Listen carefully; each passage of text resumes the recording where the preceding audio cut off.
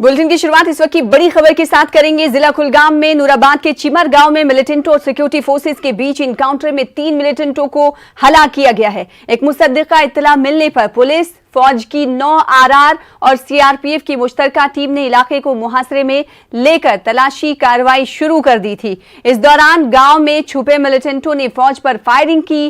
फौज की जवाबी कार्रवाई में 3 मिलिटेंटों को ढेर किया गया। पुलिस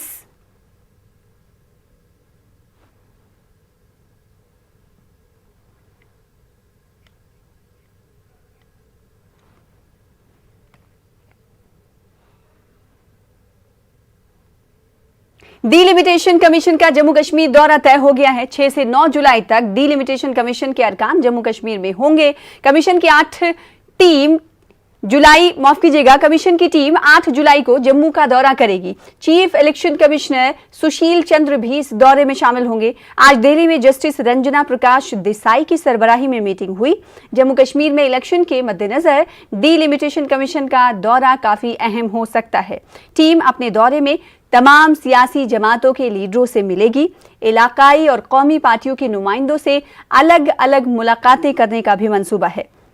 मकामी लोगों और दानिश्वरों से भी ये टीम तबादले ख्याल करेगी। 20 अजला के आला हुकाम से भी ये टीमें मीटिंग करेंगी। वजीर आजम की ऑल पार्टी मीटिंग के बाद कमीशन की तरफ से ये बड़ी पहल की जा रही है। कमीशन को कई शिकायत मशवरे मौसूल हुए हैं। डिलिमिटेशन से मुतालिक मुख्तलिफ पहलुओं पर लोगों ने रोशनी डाली है। अब कमीशन जमीनी सूरत हाल से वाकफियत हासिल करने के लिए जम्मू कश्मीर जा रहा है। जम्मू कश्मीर कांग्रेस के सदर जी अमीर ने कहा है कि जम्मू कश्मीर की सभी सियासी जमातों ने वजीर आजम की ऑल पार्टी मीटिंग में अपने मौक़िफ़ का इजहार किया और अगर मरकज अवाम के एहसासात के बरक्स से कोई कदम उठाती है तो वो मरकजी सरकार का एक तरफा फैसला होगा। अनंतनाग में पार्टी कारकुनों के इजलास से खिताब के बाद मीर ने कहा, हदबंदी के हवाले से अगर कोई गलत फैसला लिया गया तो कांग्रेस इसकी मुखालिफत करेगी। के नजरिए से जो एजेंडा रखा वो सिंसियर तरीके से रखा, उसमें हमने कोई पॉलिटिक्स नहीं रखी, क्योंकि हमें लोगों के तकलीफात का एहसास है और सो शायद प्रेजेंट गवर्नमेंट को भी होना चाहिए। तभी तो उन्होंने यूनिलेटरली ऑल पार्टीज को बुलाया है। मैं उसी का हवाला दे रहा हूँ। अगर उसमें उनकी सिंसियरिटी है कोई कि पॉलिटिकल पार्टीज और लोग ऑन बोर्ड आए हमारे फैसले के, तो जो हमने रास्ता दिया उस पर भी उनको नजरसानी करके, क्योंकि पहले हम देखेंगे कि एज पर लॉ डिलिमिटेशन में उनकी एक्सरसाइज क्या है, और अगर वो शफाफियत के साथ आगे उसमें बढ़ रहे हैं तो किसको इनकार हो सकता है।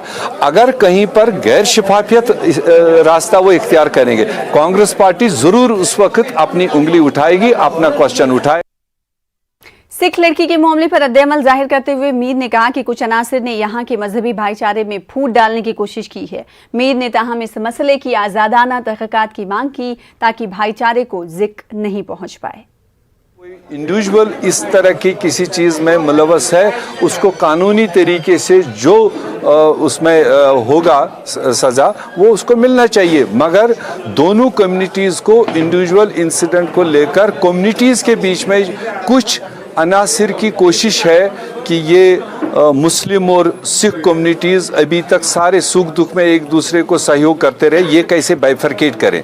तो उसके लिए मुसलमानों को भी आगे आना चाहिए, सिखों को भी आगे आना चाहिए। उस भाईचारे पर कोई असर नहीं पड़ना चाहिए। Individual incidents must be investigated, what is the truth that should be. National conference के जनरल सेक्रेटरी अली मोहम्मद सागर ने कहा है कि दफा 371 दफा 370 का मुतबादिल नहीं हो सकता। इन्होंने कहा कि पार्टी ने वाजे कर दिया कि रियासत का दर्जा वापस मिलने के बाद ही इंतखाबात होने चाहिए। सागर ने ऐसे लोगों की रिहाई का भी मुतालबा किया जो ज्यादा संगीन जराइम में मुलव्वस नहीं है। जाती राय है कि उसका वो मुतबादिल नहीं हो सकता, 370 का मुतबादिल 371 नहीं हो सकता है। बात है वो हमारी पार्टी ने भी, उमर साहब ने भी कहा कि इलेक्शन होने से पहले स्टेटहुड मिलना चाहिए। इसमें कोई नई बात नहीं है। पाकिस्तान के साथ हमारा मुल्क हिंदुस्तान बातचीत कर रहा है, कहीं ट्रैक 2 में और कहीं जगहों पे हो रही है, वो चल रहा है, वो सिलसिला चल रहा है। वो एक प्रैक्टिस, वो एक एक्सरसाइज है, उसको ऑलरेडी उस पर अमल हो रहा है। अब उसके परिणाम कब आएंगे, उससे क्या फायदा जम्मू कश्मीर को मिलेगा, आने वाला वक्त बताएगा। अपने सदर मोहतरम डॉक्टर फारूक साहब को अथोराइज किया है कि वो इसमें फैसला लें और जो वो फैसला लेंगे उसी को फॉलो किया जाएगा। कि हमारे जो कायदीन हैं दिल्ली में, प्राइम मिनिस्टर हैं, दूसरे लोग हैं, लेकिन वक्त ही बताएगा, आने वाला वक्त बताएगा किस हद तक वो दूरियां कम की जाएंगी और उसका क्या रिजल्ट निकलेगा, लोगों को कोई राहत मिलेगी, वो तो आने वाला वक्त ही बताएगा। उसमें कोई शक नहीं है, आइस ब्रेक हुआ है, देर से हुआ है लेकिन शुरू हुआ है, आइस ब्रेक हुआ है। किया जाना चाहिए जो हीनस क्राइम्स में इन्वॉल्व नहीं है, पॉलिटिक्स में होता है, कभी बंद किया जाता है, कभी छोड़ दिया जाता है, तो मेरे ख्याल में ये मैग्नानिमिटी मरकजी गवर्नमेंट को दिखानी चाहिए। जो सियासी कहती है कि सीरियस एलिगेशन में क्राइम में इन्वॉल्व नहीं है, उनकी राय के लिए सोचना चाहिए। जम्मू शहर के मुजफ्फराबाद इलाके में मंगल की रात और आज सुबह की अव्वलीन सातों में 3 मकामात पर फिर से ड्रोन्स देखे गए। इसकी वजह से पुलिस और सिक्योरिटी एजेंसियां भाग दौड़ में मसरूफ देखी गईं। इसी दौरान जम्मू के मुख्तलिफ इलाकों में सर्च ऑपरेशन शुरू किए गए।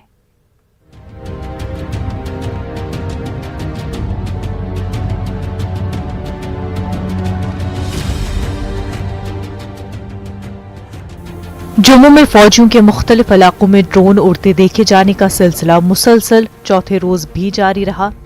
जम्मू के मुख्तलिफ इलाकों में कल रात से 3 ड्रोन परवाज करते देखे गए। इतलात के मुताबिक मीरा साहिब फौजी इलाके में मंगल की रात 9:23 पर एक ड्रोन उड़ता हुआ देखा गया। कालूचक गोस्वामी एनक्लेव में आज सुबह 4:40 पर और कुंजवनी एयरफोर्स स्टेशन पर 4:52 पर दूसरा और तीसरा ड्रोन देखा गया। याद रहे कि इतवार की सुबह जम्मू एयरफोर्स स्टेशन पर हमले के बाद इस हफ्ते जम्मू के मिलिट्री इलाकों में हर दिन ड्रोन्स देखे गए थे।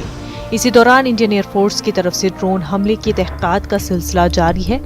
NIA के आला अफसरान और दीगर एजेंसियों ने आज IAF स्टेशन का दौरा करके इस मामले में जारी जांच के उमूर का जायजा लिया। ऐसी इतलात हैं कि एयरफोर्स स्टेशन हमले में ISI के हिमायत याफ्ता तंजीम लश्कर शामिल है।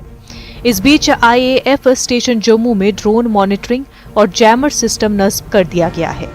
नेशनल सिक्योरिटी गार्ड्स की तरफ से तैयार करदा एंटी ड्रोन सिस्टम जम्मू में सिक्योरिटी फोर्सेस के तमाम अहम तंसीबात पर नस्ब किए जा रहे हैं। उधर इतवार को होने वाले दहशतगर्दाना हमले के बाद IAF स्टेशन के करीब मुख्तलिफ इलाकों में बड़े पैमाने पर सर्च ऑपरेशन शुरू किया गया है। जम्मू में न्यूज़ 18 नुमाइंदे समीर भट्ट ने यहाँ हालात का जायजा लिया। आपका नाम? मेरा नाम शेख राज है। आपसे यहाँ पे क्या क्या बात हुई? क्या बोला? भाई यही पूछा है, घर के मेंबर पूछे इन्होंने कितने हैं आपके घर में, लेडीज़ कितनी हैं, जेंट्स कितने हैं, और फ़ोन नंबर लिया उन्होंने। यही पूछा भाई अटैक हुआ है एयरपोर्ट के अंदर, तो इसके बारे में पूछ रहे हैं। और पाकिस्तानी कर रहा है ये सब कुछ, ये अच्छा हमारी पुलिस और फोर्स कर रही है, अच्छा काम कर रही है। कोऑपरेट करेंगे? हाँ वेरी गुड, क्यों करेंगे हम, मैं भी पुलिस में हूँ, करूँगा कोऑपरेट, क्यों नहीं कर रहा हूँ। जिनसे बात हुई यहाँ पे पुलिस के जिन्होंने वेरीफाई किया, वो कहते हैं कि हम उसमें सपोर्ट करेंगे, इसमें पूरा साथ देंगे। तो कुल मिला के ये जो सर्च है ये लॉन्च किया गया है जम्मू में। पुलिस को अगर कोई इनपुट मिलता है, पुलिस को कोई इस सर्च ऑपरेशन में मिलता है, तो उसको वो साझा करेंगे खुफिया एजेंसीज के साथ। अभी भी देख सकते हैं किस तरह से ये लोग अभी भी सर्च यहाँ पे नाम डिटेल्स ले रहे हैं लोगों के जो यहाँ पे रहते हैं, उन बाशिंदों की पूरी फ़ोन नंबर और डिटेलिंग ली जा रही है। कुल मिला के जहाँ जहाँ ये IAF के पास जितनी भी लोग रहते हैं, जितने भी मकान हैं, वहाँ पे आज ये सर्च ऑपरेशन लॉन्च किया गया। आगे चल के ये सारी डिटेलिंग जो है उसको साझा किया जाएगा बाकी एजेंसीज के साथ, जिससे इस जो टेरर अटैक हुआ है उसको ट्रैक करने में मदद मिलेगी। कैमरामैन चांद के साथ में समीर भट्ट, न्यूज़ 18 जम्मू। फिलहाल इसी के साथ रुकेंगे छोटे